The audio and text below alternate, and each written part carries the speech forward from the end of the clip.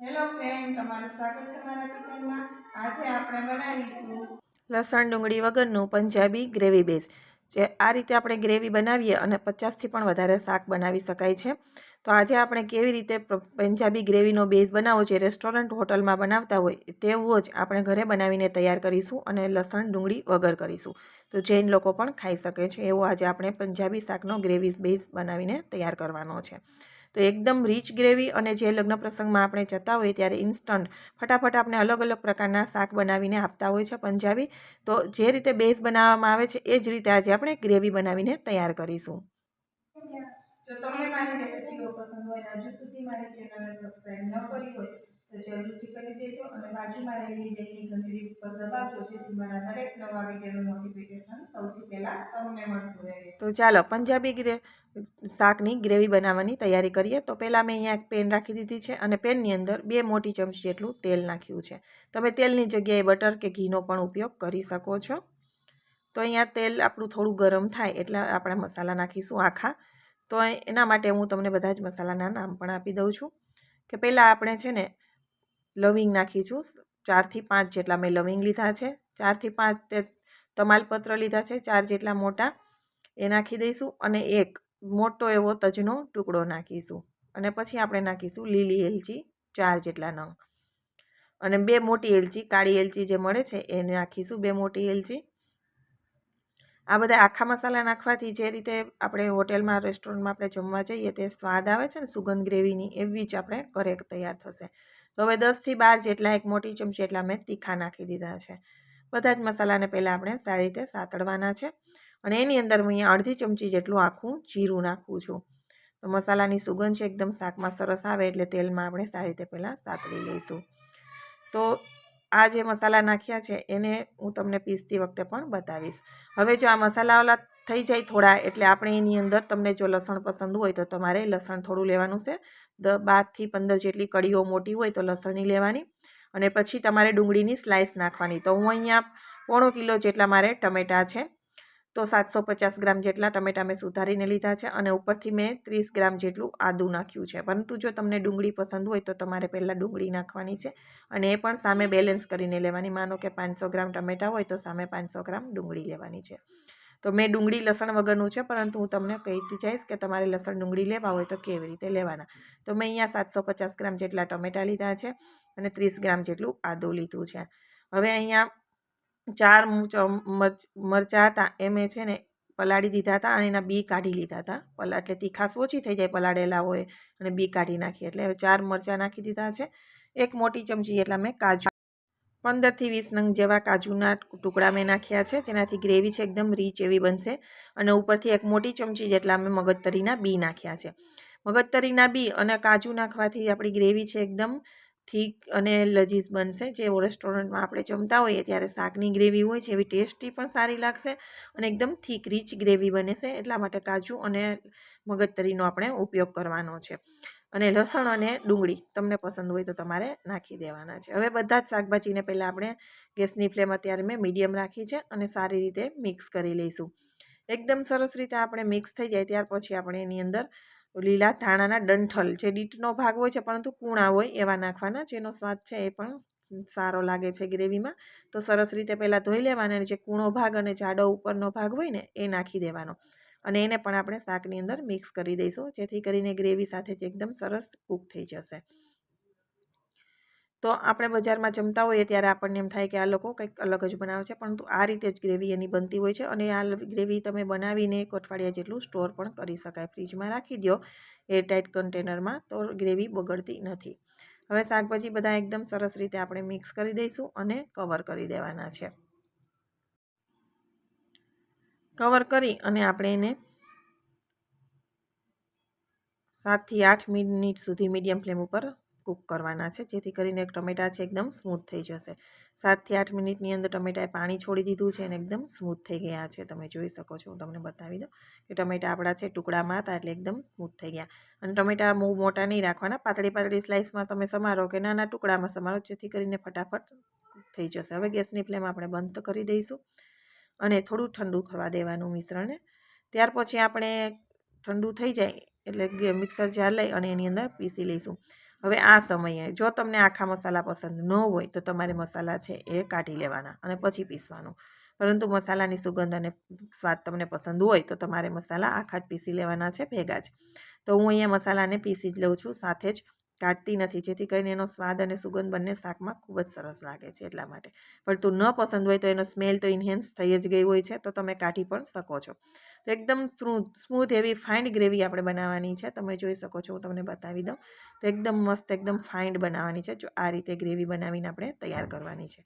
તો હું બધી જ ગ્રેવીને આ રીતે તૈયાર કરી લઉં છું. હવે ગ્રેવી તૈયાર થઈ જાય ત્યાર પછી આપણે ફરીથી પેનની અંદર 2 મોટી ચમચી એટલું તેલ નાખી દેવાનું છે. અને ઉપરથી હું અહીંયા ઘી પણ સામે એટલું જ મોટી 2 ચમચી નાખો એટલે 1/4 કપ જેટલું થઈ જશે, કેમ કે જામેલું ઘી છે તો સ્પ્રેડ થતાં એ વધારે થાય. અને તમને તેલ ન નાખવું હોય તો તમે બટરનો ઉપયોગ પણ કરી શકો છો. હવે આપણું તે ઘી થોડુંક ગરમ થાય એટલે એની અંદર ચપટી જેટલી હિંગ નાખી છે. અડધી ચમચી જેટલી હળદર, 1 ચમચી રેગ્યુલર મરચું જે તીખું ખાવામાં વાપરીએ, અને 1 ચમચી કાશ્મીરી મરચું, જેનાથી કલર છે એકદમ સરસ એવો આવશે ગ્રેવીનો. 1 ચમચી એટલું ધાણા જીરું અને અડધી ચમચી હું અહીંયા ગરમ મસાલાનો ઉપયોગ કરું છું.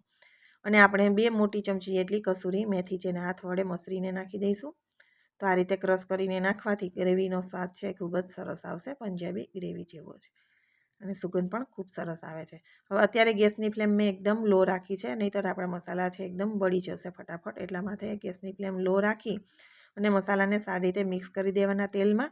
આ રીતે પહેલાં તમે તેલમાં મસાલાને નાખશો લો ફ્લેમ ઉપર, એનો કલર છે ગ્રેવીમાં ખૂબ જ સરસ એવો આવશે. અને ગ્રેવીમાં મસાલા સાતળી અને ત્યાર પછી આપણે ગ્રેવી એની અંદર નાખી દેવાની છે. તો શાકનો કલર છે એકદમ સરસ એવો આવશે. તો તમે જોઈ શકો છો કે અત્યારથી જ કલર, હજી આપણી ગ્રેવી તો ઘણી કાચી છે નાખી છે એટલે, પણ તો પણ મસાલાનો કલર એકદમ સરસ એવો ઉપર દેખાઈ રહ્યો છે તેલ સાથે. તો હવે બધી જ ગ્રેવી આપણે ચમચાથી સરસ રીતે સાફ કરી દઈશું અને એની અંદર જ પાણી નાખી એનો ઉપયોગ કરી લેવાનો છે. તો આ રીતે મસાલા તમે તેલમાં ધીમા ગેસ ઉપર કરશો તો સ્વાદ છે એકદમ સરસ આવશે. અને ઘી નાખવાથી આપણે જે સુગંધ આવે છે ને બજારમાં, એ લોકો બટરમાં બનાવે છે, પરંતુ તમારી પાસે બટર અવેલેબલ ન હોય તો આપણે ઘરમાં ઘીનો ઉપયોગ કરતા હોય છે. ઘીનો ઉપયોગ કરો તો પણ સબ્જી છે એકદમ સરસ એવી રેસ્ટોરન્ટ સ્ટાઇલ જ બને છે અને ખાવામાં ખૂબ જ સરસ એવી લાગે છે. તો બધી જ ગ્રેવી આપણે અંદર નાખી અને સરસ રીતે હવે કૂક કરીશું. જ્યાં સુધી કૂક ન થાય, ગેસ આપણે મિક્સ કરીશું એટલે હમણાં તેલ છે છૂટું પડેલું બધું દેખાતું બંધ થઈ જશે, કારણ કે ગ્રેવી મિક્સ થશે એટલે. પછી ફરીથી કૂક થશે ને ત્યારે ગ્રેવીનો કલર પણ બદલાઈ જશે અને તેલ ઉપરથી ખૂબ જ સરસ એવું ઘી બંને સેપરેટ થઈ જશે. તો પહેલાં સારી રીતે આપણે મિક્સ કરી દઈશું ગ્રેવીને. સરસ રીતે મસાલા સાથે ગ્રેવી મિક્સ થઈ જાય ત્યાં સુધી આપણે મિક્સ કરવાની છે. તો તમે જુઓ છો કે થોડીક સમયમાં જ આપણી ગ્રેવીમાંથી તેલ દેખાતું જ બંધ થઈ ગયું, કેમ કે આપણે ગ્રેવી સાથે મસાલાને સરસ રીતે મિક્સ કરી દીધા છે. તો આ રીતે તમે લસણ ડુંગળી વગરની કે લસણ ડુંગળીવાળી ગ્રેવી બનાવો તો તમારે કોઈ પણ કીટી પાર્ટી ઘરમાં હોય, બર્થડે પાર્ટી, નાના મોટે પ્રસંગ હોય તો તમે આ રીતે ગ્રેવી બેઝ તમે અગાઉના દિવસે બનાવી લો, આગલા દિવસે તો પણ ચાલે, અને મોર્નિંગના સમયમાં બનાવી અને ગ્રેવીને રાખી દો તો પણ ચાલે. આમાંથી લગ્ન પ્રસંગમાં બને એવું 5 જ મિનિટમાં શાક બનીને તૈયાર થઈ જાય છે. તો આપણી ગ્રેવી છે એકદમ સરસ મસાલા સાથે મિક્સ થઈ ગઈ છે. તમે જોઈ શકો છો કે ઉપર જે તેલ અને મસાલા દેખાતા હતા બિલકુલ નથી દેખાતા. અને હવે આપણે ગ્રેવીને કૂક કરીશું એટલે જે ઉપર આવશે એનો મતલબ કે આપણે ગ્રેવી કૂક થવા લાગશે એટલે ઉપર સેપરેટ થશે મસાલા અને તેલ ઉપર આવી જશે. તો હવે આપણે એને કવર કરી દઈશું અને અત્યારે ગેસની ફ્લેમ મીડિયમ કરી દેવાની છે, જેથી કરીને 5 મિનિટ જેવો સમય આપણે એને ગેસ પર કૂક કરવાનો છે અને વચ્ચે ચલાવતા રહેવાનું છે, નહીંતર ગ્રેવી બેસી જાય છે. તો થોડી વાર માટે ચલાવી, એકવાર મેં ચલાવ્યું હતું વચ્ચે અને પછી ફરીથી બંધ કરી દીધું છે. તો હવે 5 થી 7 મિનિટ જેવો સમય લાગે છે અને મસાલા ઉપર સરસ રીતે તેલ છૂટું પડી ગયું છે. ગ્રેવીનો કલર પણ ચેન્જ થઈ ગયો છે. તમે જોઈ શકો છો એકદમ સરસ એવો આપણો પંજાબી ગ્રેવીનો બેઝ છે તૈયાર કરવાનો હતો એ તૈયાર થવા આવ્યો છે. તો થોડી વાર માટે ફરીથી ગેસ ઉપર આપણે આ રીતે જ રાખીશું અને નજીકથી હું તમને બતાવું છું કે આપણી ગ્રેવી કેવી રીતે બની છે, કેવી લાગે. તો એકદમ રીચ ગ્રેવી બની છે, થીક, તમે જોઈ શકો છો, અને ઓઇલ એકદમ સરસ રીતે સેપરેટ થઈ ગયું છે. હવે ગેસ આપણે બંધ કરી દઈશું. તો આ ગ્રેવીને બનતા 10 થી 15 મિનિટ જેવો આપણે સમય લાગે, પરંતુ તમે આમાં ખૂબ સારી સબ્જી બનાવી શકો છો. અને કોઈ પાર્ટી હોય તો જે રીતે પ્રસંગમાં આપણને ફટાફટ બનાવીને આપે એ જ રીતે ઘરે બનાવી શકાય છે. તો હું તમને એક શાક પણ બનાવીને બતાવું છું કે તમે અહીંયા તમારે પનીરનું શાક બનાવવું હોય અને પનીર શેકવું હોય તો તમે પહેલાં બટર નાખી કે ઘી નાખી અને પનીરને શેકી અને ઉપરથી ડાયરેક્ટ ગ્રેવી પણ નાખી શકો છો. પરંતુ તમારે એવું નથી કરવું તો તમે ડાયરેક્ટ ગ્રેવી પણ નાખી શકો અને થોડુંક નીચે બટર નાખવું હોય તો પણ નાખી શકાય. અહીંયા મેં પનીર અને બાફેલા વટાણા નાખી દીધા છે પહેલાં, અને થોડુંક એવું સ્વાદ પ્રમાણે મીઠું નાખી દીધું છે શાકભાજી ઉપરથી એડ કરીએ એના માટે. અને મિક્સ કરી દઈશું. 1/4 કપ જેટલું આપણે પાણી નાખી અને કવર કરી અને 4 થી 5 મિનિટ કૂક કરવાનું છે, જેથી કરીને ગ્રેવીની અંદર જે ઘી તેલ છે એ ઉપર સેપરેટ થાય ત્યાં સુધી. તો તમે ફટાફટ કેટલી બધી પ્રકારની ગ્રેવી બનાવી શકો છો, શાક બનાવી શકો છો, પરંતુ હું જ્યાં શાક અપલોડ ન કરી શકું, વિડીયો લાંબો થઈ જાય, તો હું એક પનીરનું શાક ફટાફટ પનીર વટાણાનું અપલોડ કરી દીધું છે. તો તમે આ રીતે તમને જે પણ અનુકૂળ આવે એ રીતે શાકભાજી તમે અલગથી બાફીને સાઈડમાં રાખી અને ફટાફટ પનીર નાખી અને શાકભાજી નાખી આ રીતે ગ્રેવી નાખીને પણ બનાવી શકો છો. આ રીતે પનીર નાખીને પણ બનાવી, અને પનીરને શેકવું હોય તો પહેલાં બટર અને પનીર નાખી શેકી અને માથે ગ્રેવી નાખીને પણ કરી શકો છો. હવે ઉપરથી થોડી કસૂરી મેથી નાખી અને હું મિક્સ કરી દઉં છું. આ શાક તમે પૂરી, પરાઠા, નાન કોઈ પણ સાથે ખાઓ, બટર રોટી મસ્ત લાગે છે, એકદમ સરસ બને છે. અને કોઈ પણ પ્રસંગમાં તમે આ રીતે બેઝ બનાવી તૈયાર રાખો તો શાક બનાવતા બિલકુલ સમય નથી લાગતો. 5 મિનિટમાં તમારા ફટાફટ શાક બનીને તૈયાર થઈ જાય છે. જો તમને મારી રેસીપી પસંદ આવી હોય તો મને કોમેન્ટ બોક્સમાં જરૂરથી જણાવજો કે તમને મારો પંજાબી શાકની ગ્રેવી બેઝ કેવો લાગ્યો છે. તો આપણે હવે એક પ્લેટમાં પનીરનું શાક છે એ સર્વ કરી દઈશું. આ ગ્રેવી છે એ તમે અઠવાડિયા સુધી પણ એરટાઇટ કન્ટેનરમાં ભરી અને ફ્રીજમાં રાખી શકો છો, અને ગમે ત્યારે મન થાય ત્યારે તમે આ રીતે શાક બનાવી અને એન્જોય કરી શકો છો.